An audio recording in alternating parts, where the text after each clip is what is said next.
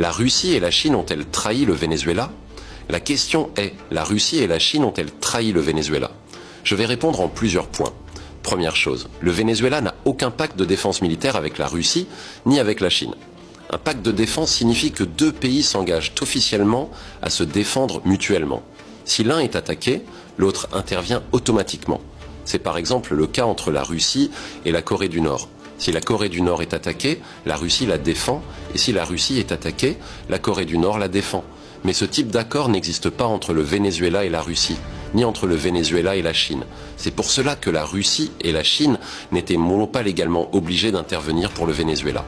Avant d'aller plus loin, abonne-toi, like la vidéo et partage-la.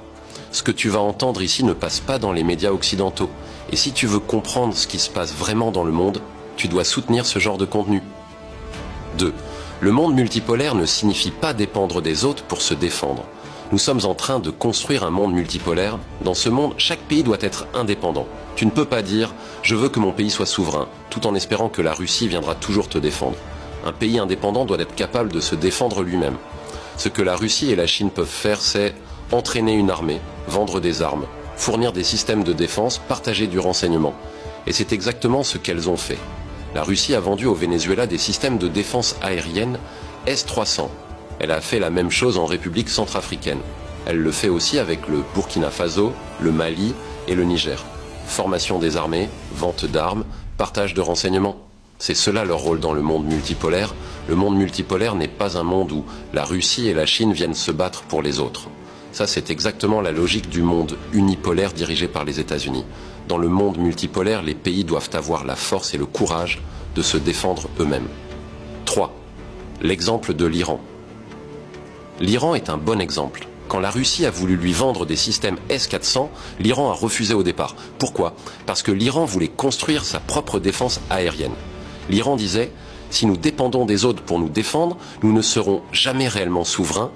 Et ils avaient raison. Aujourd'hui, l'Iran fabrique ses drones, ses missiles balistiques, ses systèmes de défense. Ils ont même une ville entière de missiles. Quand la situation est devenue critique face à Israël, ils ont demandé de l'aide à la Russie et à la Chine, mais ils se défendaient déjà eux-mêmes. C'est pour ça que les États-Unis respectent l'Iran aujourd'hui. Ils savent que l'Iran n'est pas faible. Et c'est exactement ce que la Russie et la Chine veulent. Donner au pays le courage de dire « nous pouvons nous défendre nous-mêmes ». 4.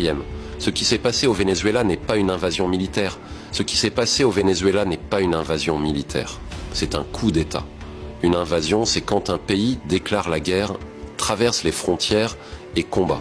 Mais ici, les États-Unis sont restés des mois à la frontière du Venezuela, menaçant sans attaquer, parce qu'ils savaient que cela coûterait trop de vies américaines. S'ils avaient voulu envahir, ils l'auraient fait depuis longtemps. Ce qui s'est produit, c'est autre chose. Des généraux vénézuéliens ont trahi Maduro et l'ont livré aux États-Unis. C'est pour ça que tout a été si rapide. C'est pour ça qu'aucun système de défense n'a été activé. C'est pour ça qu'aucune armée ne s'est mobilisée. Ils ont pris seulement Maduro et sa femme. Cela prouve qu'il a été livré, pas capturé lors d'une guerre.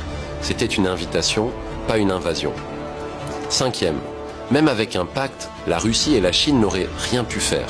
Même si un pacte de défense avait existé, la Russie et la Chine n'auraient rien pu faire. Pourquoi? Parce que pour activer un pacte de défense, le pays attaqué doit demander de l'aide. Mais quand les généraux eux-mêmes refusent de se battre et trahissent, il n'y a plus de pays à défendre. La Russie et la Chine ne peuvent pas forcer une armée qui refuse de combattre. 6. Est-ce une humiliation pour la Russie et la Chine? Oui. Une trahison? Non.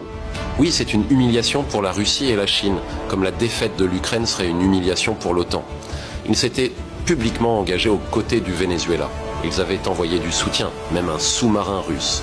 Quand le Venezuela est tombé, ils ont pris le choc politique. Mais ce n'est pas une trahison. On ne peut pas défendre un pays dont l'armée se rend.